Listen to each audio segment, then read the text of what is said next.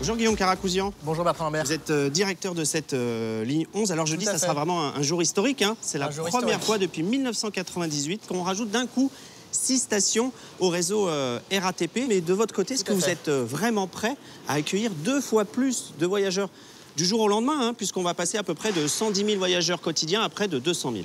Ça fait maintenant plusieurs années qu'on se prépare. D'abord, on accueille depuis à peu près un an un nouveau train, le MP14. On a maintenant 32 rames qui sont arrivées, qui offrent 25% de capacité supplémentaire, qui vont permettre d'accueillir ces nouveaux voyageurs. Parce qu'il y a une voiture en plus. Hein. Parce qu'il y a une voiture en plus, exactement. Il faut aussi savoir que les stations historiques de la ligne ont été adaptées, avec notamment des sorties nouvelles, des accès nouveaux, pour permettre d'accueillir en toute sécurité tous ces nouveaux voyageurs. Est-ce qu'il n'y a pas un risque quand même que ces nouveaux trains, ces nouvelles rames soient prises d'assaut? Écoutez, elles offrent quand même 25% d'offres en plus. Et je rappelle qu'on offre un intervalle en pointe de 2 minutes 05, qui est un intervalle très faible pour une ligne avec conducteur, qui sera encore amélioré à l'horizon 2025, puisqu'on passera à 1,45.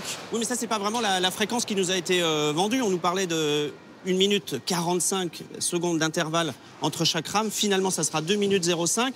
Ça a l'air de rien, mais c'est important quand même aux heures de pointe, ces quelques secondes de perdu. C'est parce que vous n'avez pas reçu toutes vos rames. Hein. Sur les 39 commandées, il y en a 32 seulement qui sont arrivées. L'air de rien, c'est 18% de votre parc qui n'est plus là.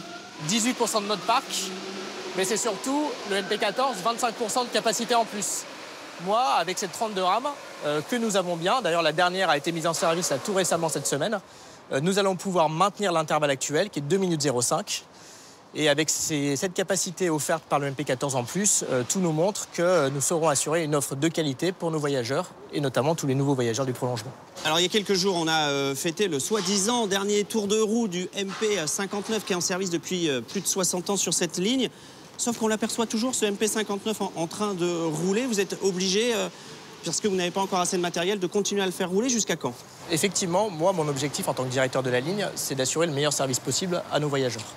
Donc on a gardé en réserve jusqu'au 13 juin quelques MP59 pour pouvoir les faire rouler le temps d'avoir les 32 rames totalement prêtes pour le 13 juin. Parce qu'il faut savoir que la dernière est arrivée et a été mise en circulation que lundi, le 32e. Donc effectivement, jusqu'au 13 juin, on a ces quelques MP59 en réserve. Le 13 juin, il n'y a plus de MP59 sur la ligne, on sera en 100% MP14. Et concrètement, quand c'est que vous arrivez à l'intervalle qui a été annoncé, à savoir seulement 105 secondes aux heures de pointe? L'intervalle de 1 minute 45, donc on saura l'assurer une fois qu'on aura nos 39 MP14, et donc c'est à l'horizon début 2025.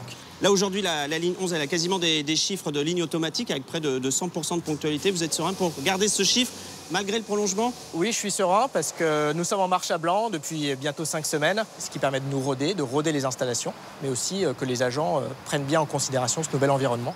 Et c'est ça qui nous permettra d'être bien prêts le 13 juin.